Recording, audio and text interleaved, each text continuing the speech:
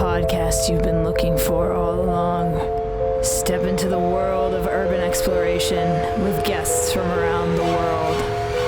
Welcome to No Tracers. Welcome back to the No Tracers podcast. I am your host, K, just the letter K. Welcome. If you're a new listener, hey, thanks for joining us. And if you've been listening for a while, welcome back. It's nice to have you here again for another episode. This week on the No Tracers podcast, I am chatting with an urban explorer all the way in Melbourne, Australia, TheTellTaleTraveller. She has been exploring for the past couple of years. She's got some stories from Japan to share with you guys, which is super cool, some crazy stories. And I can't wait for you guys to hear this episode. But before we get into it, there are a few things I have to let you know about. First of all, I do have a book about urban exploring. If you want to check it out, it's called No Tracers, An Urban Explorer's Diary.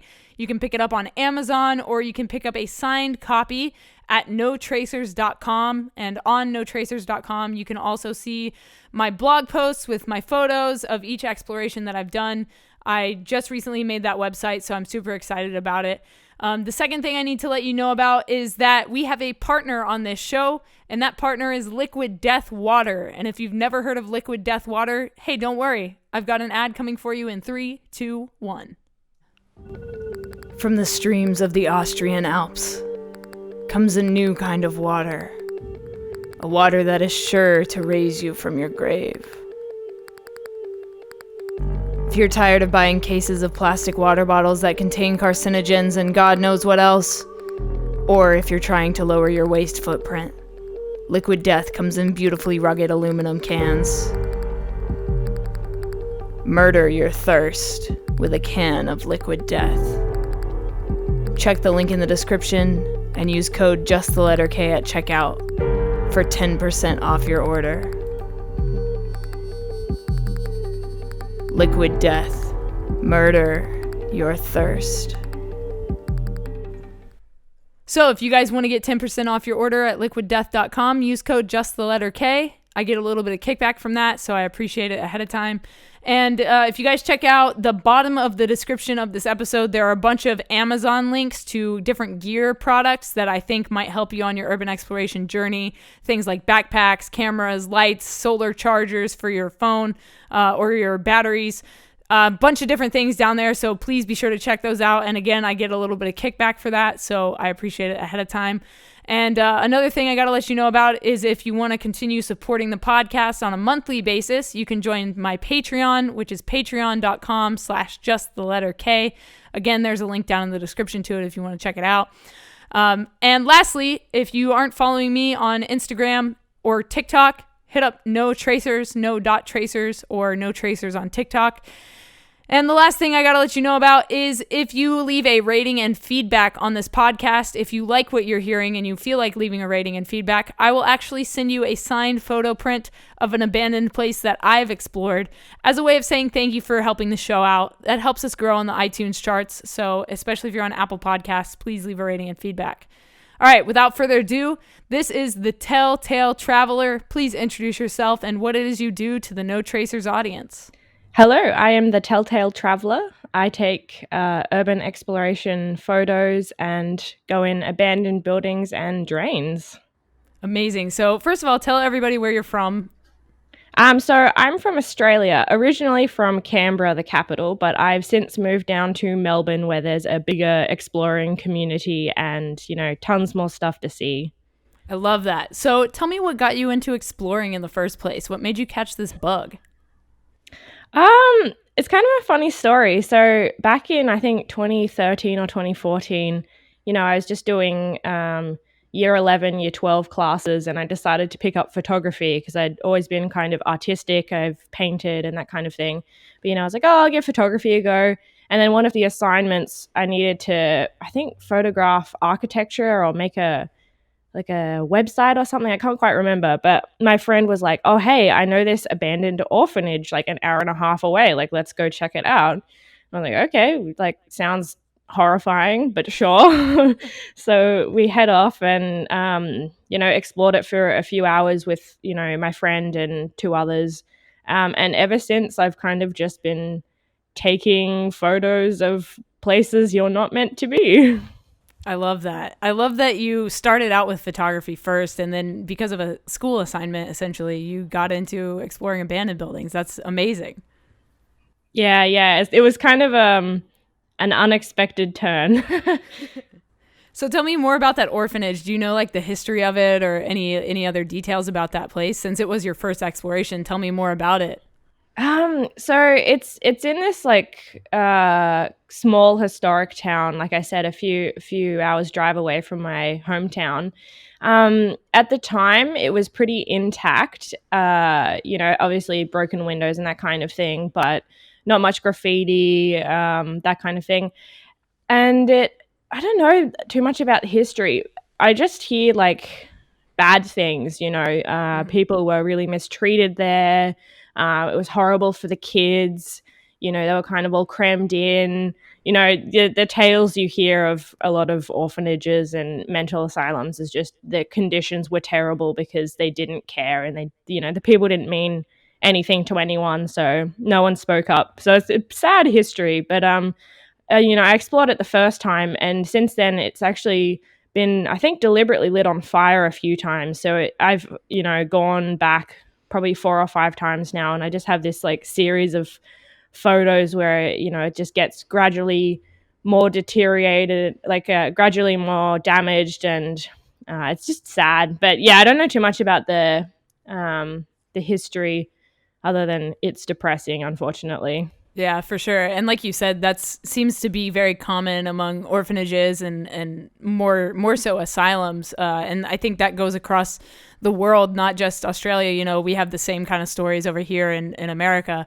A lot of, mistreatment and just horrible things that these people did to these mostly kids, and it's crazy that it's kind of crazy that we explore these places. But I mean, at the same time, we're like time traveling back into history when we walk into these places. Can you talk a little bit more about the feeling you get when you go into these kind of places? Oh, it kind of depends on the place, I've been to like abandoned abattoirs and, the orphanage and obviously like drains as well. I'm not sure if you guys in America consider that urban exploring, but Sure. like drains is a big part of it, exploring in Australia. Yeah, I guess it just depends on the place. Obviously the orphanage was kind of a somber feeling place, and any like abandoned nursing homes I've been to have always been like really dark and creepy. Especially when you go at night, it's just really unsettling because people have died there or been mistreated there. But yeah, I guess it depends entirely on the place. Most of them kind of have an eerie feeling, obviously, because there's no longer anyone there. And a lot of the time they tend to be a bit overgrown or bizarrely quiet. Yeah, and I think that silence kind of brings you into like another. It's like you're walking into a portal almost. It's like the world around you kind of stops when you go into one of these places. Definitely, yeah. It's kind of spooky. It's very spooky, but I think that's why we get a kick out of it. Yeah, it's definitely an interesting hobby. It's I guess the way I get my thrills is being in weird places in the dark. For sure. Do you have any gear recommendations for new explorers? Like, for example, a backpack or a flashlight or a mask or anything like that? Yeah, probably. I mean, the best thing to do when you're starting exploring is just explore with what you have. But obviously, if you're gonna explore, good shoes is always an excellent choice. I almost stepped on a rusty nail while wearing sneakers, and it was a very, very close call. And ever since then, I've been wearing, big work boots or, Doc Martens with thick soles. So I think good shoes is always, an important one. And if you're exploring somewhere with asbestos signs, definitely get yourself a proper respirator that's rated to asbestos, like mold and lead paint. That's very, very important. But as for camera gear, if you can't afford it but you still want to explore, don't let that stop you. Obviously, when I first started, I actually no, even like 4 years into photography, I didn't own a camera. I was borrowing my boyfriend's and my mom's, and then I saved up. And yeah, so don't let anything stop you. I guess it's just be safe, obviously, but yeah.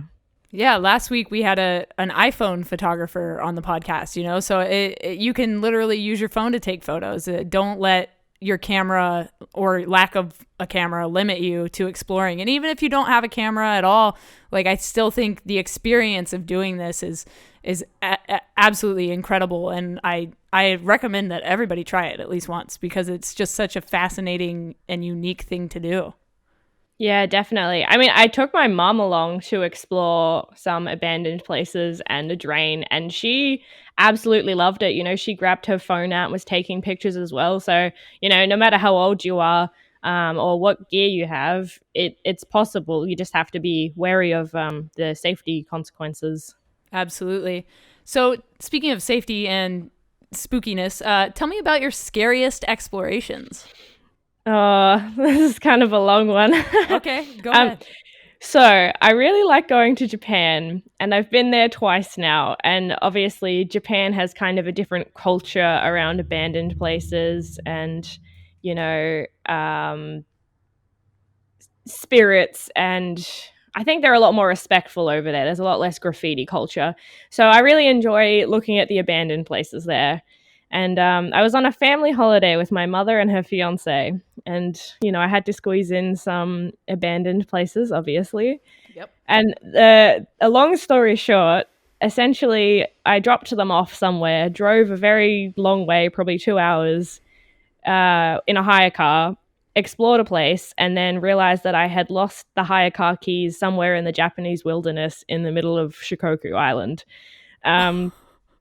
It's a epic tale of about probably 12 to 14 hours of, I couldn't find my keys. I had to walk down the mountain and get the Japanese police involved, and I couldn't go and pick my mom and her fiance up, and just a totally bizarre turn of events. The police officer barely spoke English and I barely speak Japanese, so I had to call a Japanese friend, be like, hey, can you talk to him for me, because I can say my name and where's the toilet, and that's it. So how did that conversation go? Oh, with the Japanese police officer? Yeah.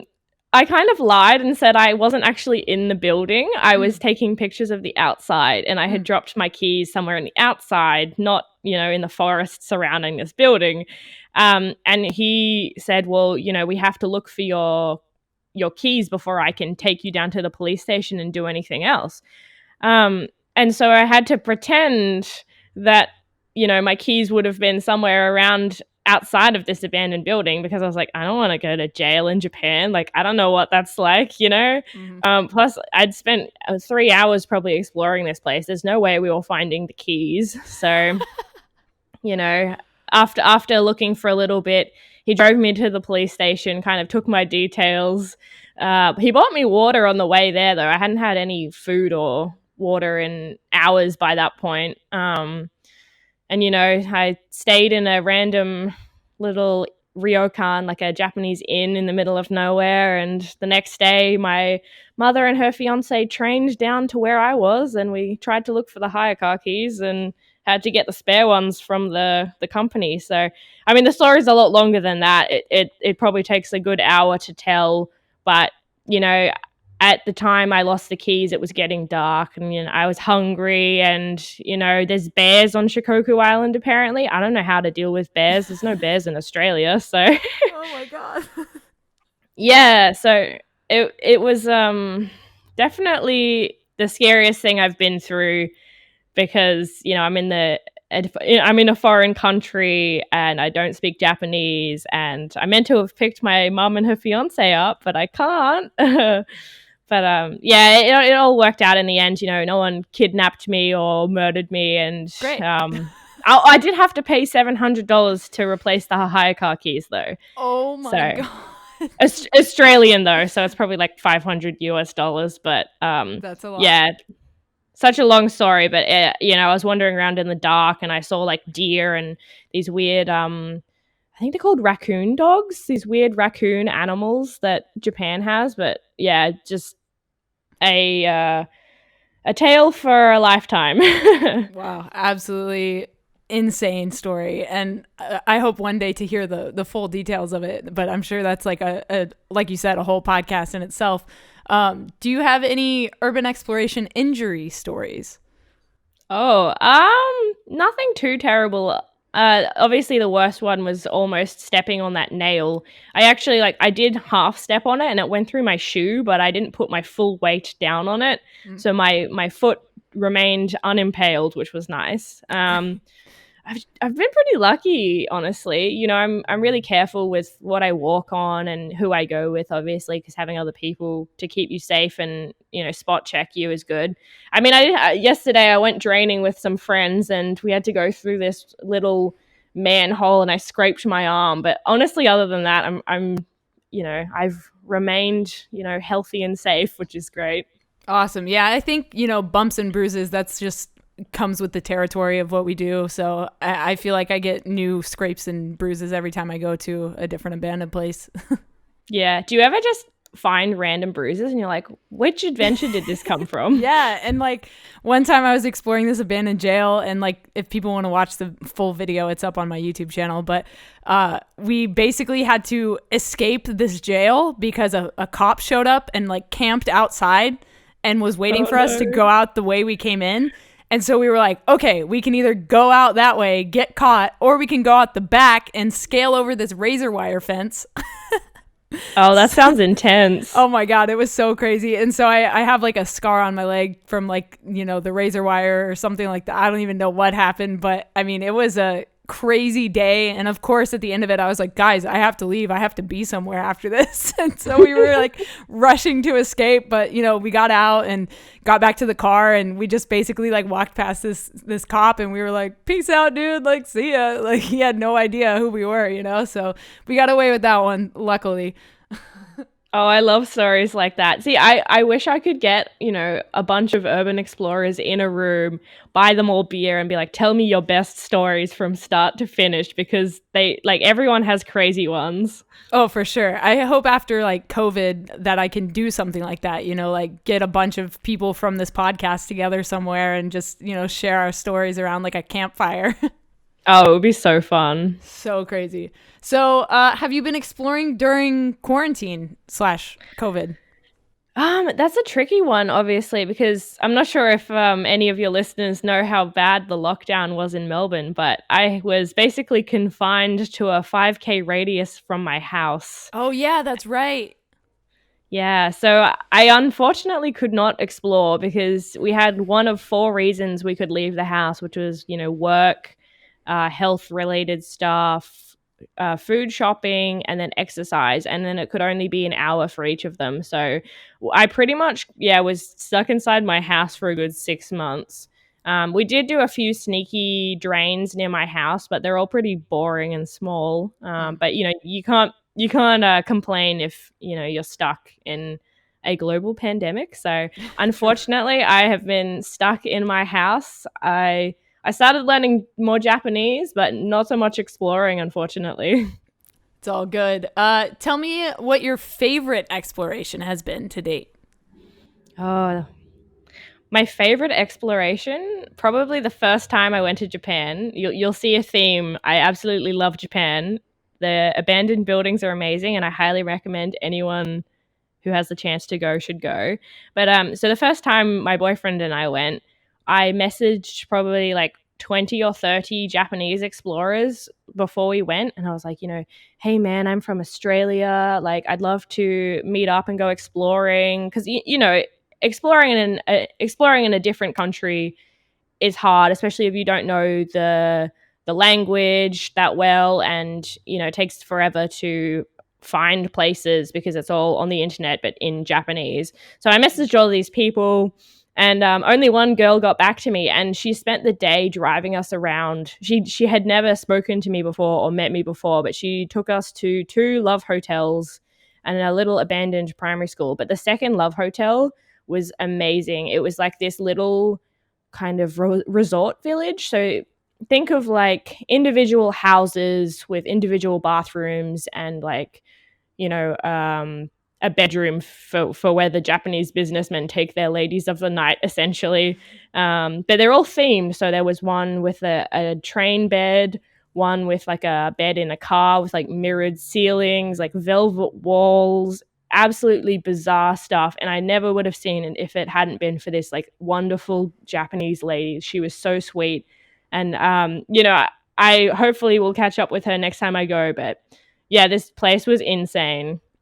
Wow, that's awesome. And so my next question is about social media, actually. Can you talk a little bit more about what that's done for you? I think social media is pretty fantastic, but also probably kind of detrimental to urban exploration. It's definitely a double-edged sword. Like I said, on the one hand, I can, make friends with people across the world and go spend a day with them and, be on podcasts like this. Like we wouldn't have connected if, Instagram wasn't a thing. So it's really great to meet like lifelong friends via social media who love the same thing, because before I was on Instagram, I was just this weird chick who went in abandoned buildings and my coworkers looked at me funny.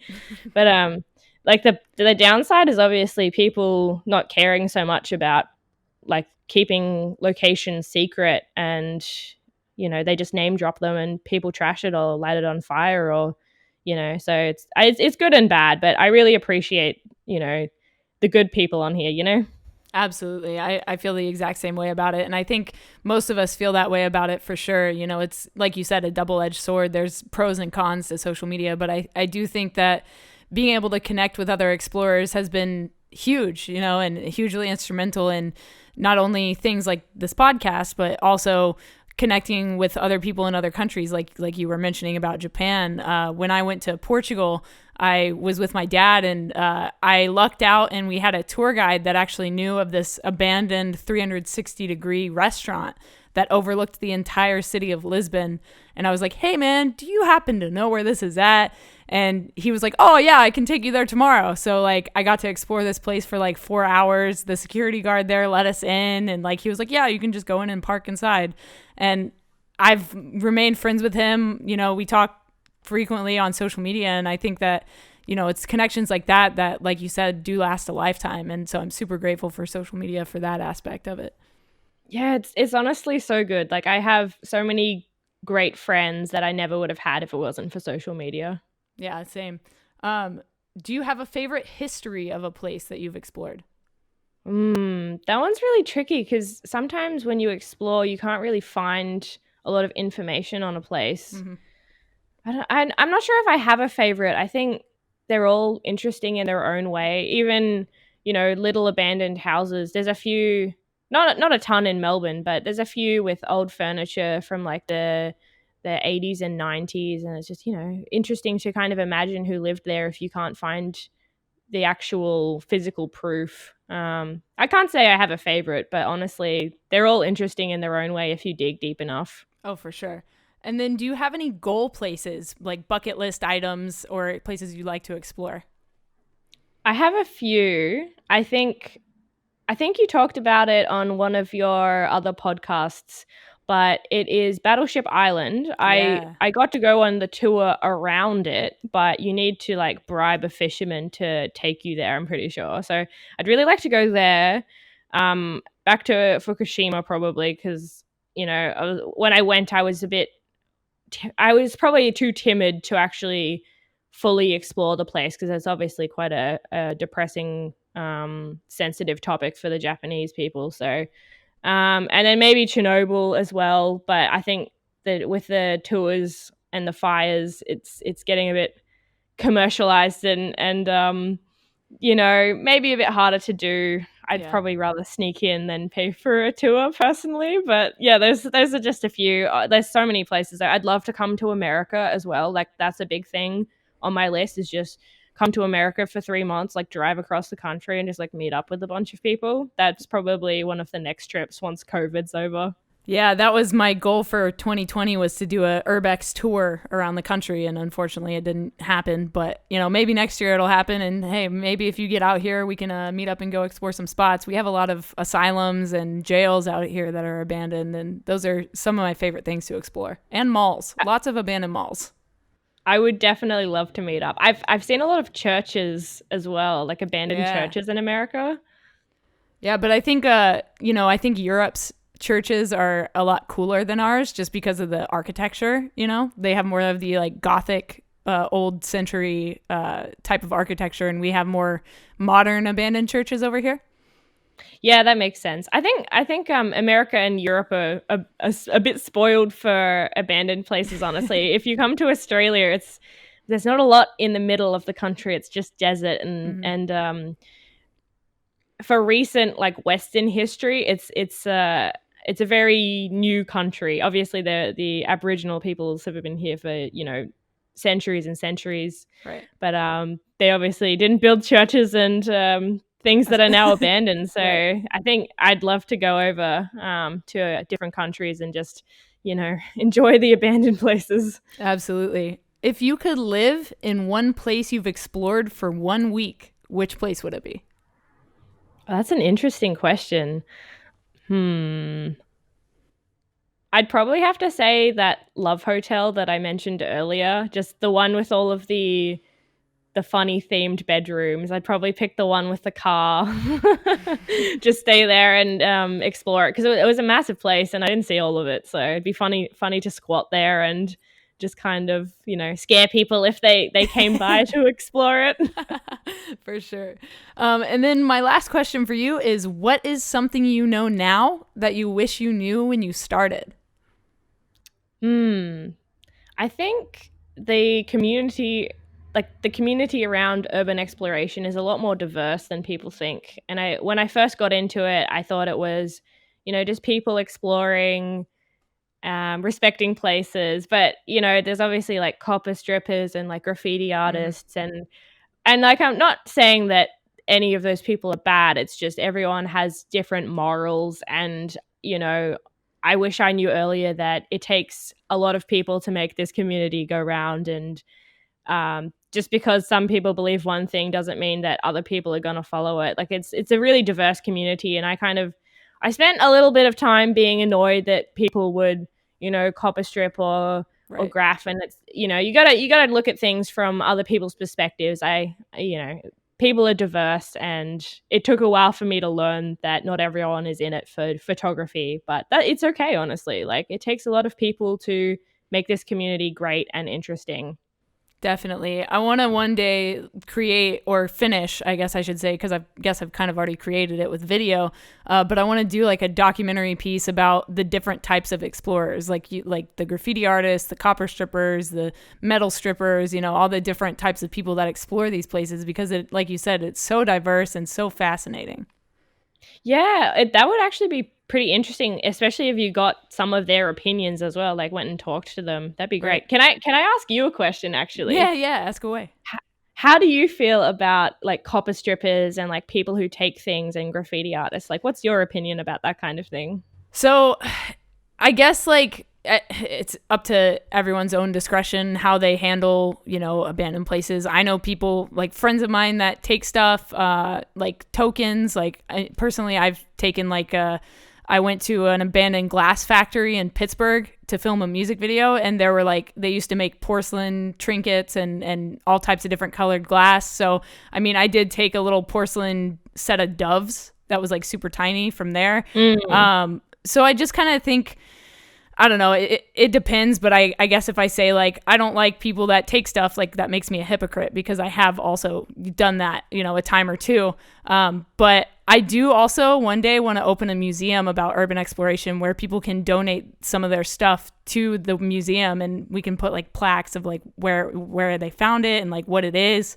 I always thought that would be something super interesting to do. But again, that like goes back to the moral thing. Like, is that the right thing to do? Or does that encourage people to start taking things from these places, Yeah, it's definitely a topic up for discussion. I really like that museum idea. You could do a website instead and just have like pictures as well if you didn't want just things from America. That would be cool. Just a website about it. Yeah. I think in the terms of taking stuff, part of me wishes that you could like clear out a place that was about to be demolished and like donate it to charity, because I've driven past so many places that are mid demolition, and I can see all the furniture still in there, and they're just destroying it and like chucking it in landfill. It's like, I wish I could have gone in there and, you know, brought that to a charity shop instead of it just going to waste, because it's kind of depressing, honestly. Yeah, no, I feel the same way about that as well. You know, anything that's about to be demolished, I think they should, like, the city should allow people to go and I guess scavenge it, you know, and take things from it, and or even just do it themselves and just pay a team to go in and take everything out and then donate that. I think that's something that should be a part of, you know, getting rid of abandoned places. What's your opinion about demolishing these abandoned places? Do you see it as a good thing, or do you see it as something that, you know, they're kind of taking away history?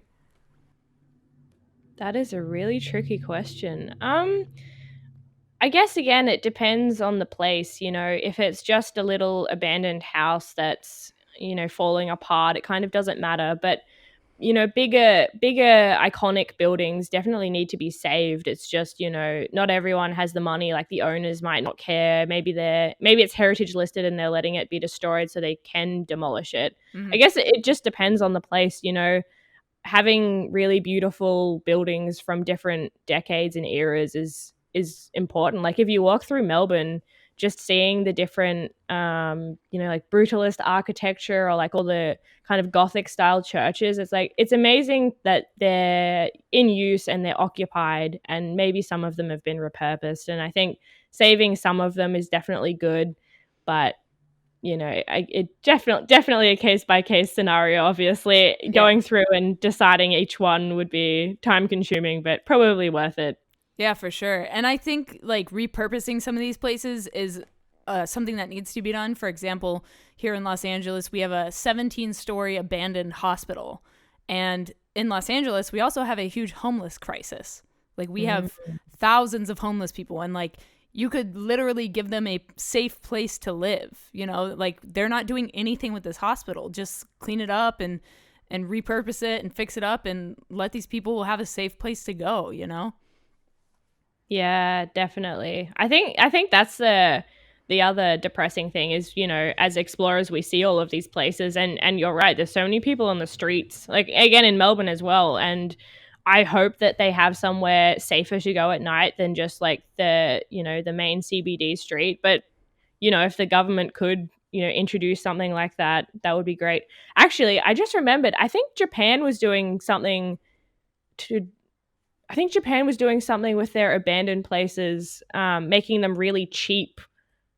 Because I think, 2 in 10 or something properties are abandoned in Japan. It's something ridiculous like that, because the population is going down. It says over 13% of buildings in Japan are abandoned.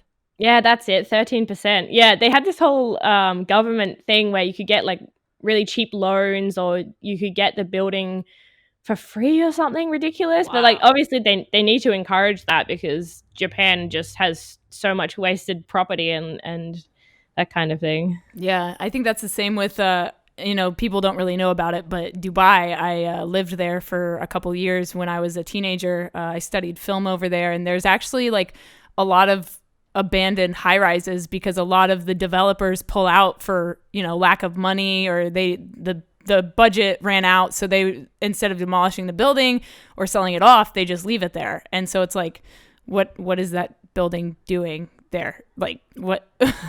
It's crazy. Just wasting space, apparently. Yeah, exactly. So we've talked about a lot today. I want to say thank you for coming on the podcast. If people want to follow your journey, where can they find you online? Well, no worries. I had a great time. It's always fun having a chat. You can find me on Instagram and YouTube at TheTellTaleTraveller. I also started a TikTok if you want some more silly urbex related content. This was my episode with the Telltale Traveller from Australia. Thank you so much for coming on the podcast and sharing some absolutely amazing stories. I love chatting with you. If you guys like this episode, please be sure to follow her on Instagram or YouTube. I've dropped her links down in the description for you, so you can just click on them and go straight there. If you did like this episode, please do me a huge favor and leave a rating and feedback. And if you do that, I will actually send you a signed photo print from an abandoned place that I have explored throughout my journey as a way of saying thank you for doing that, especially if you're on Apple Podcasts. It really helps this podcast grow. It gives it some notoriety, and it helps new people that are looking for a podcast to listen to, helps give them an idea of what they can expect in the show. So like I said, if you guys do that, send me a screenshot at no.tracers, and I will send you a signed photo print. Thank you guys for doing that. I appreciate it. And please check out some of the past episodes. If you would like to be on the show, you can also hit me up at no.tracers on Instagram. I'm always looking for new guests, especially in this upcoming year of 2020. I would like to expand this podcast and do maybe 2 a week. That would be super cool. Right now we're doing every Friday, but I would love to do one on Tuesday and one on Friday. So if you want to be on the podcast, please hit me up at no.tracers. And if you guys want to see my blog or pick up a copy of my book, No Tracers, an Urban Explorer's Diary, you can do so at notracers.com. All right, I'll talk to you guys next week. Thank you again for listening to the No Tracers podcast. My name is Kay. Stay strong, keep enduring, go out, go explore, and remember, leave no trace.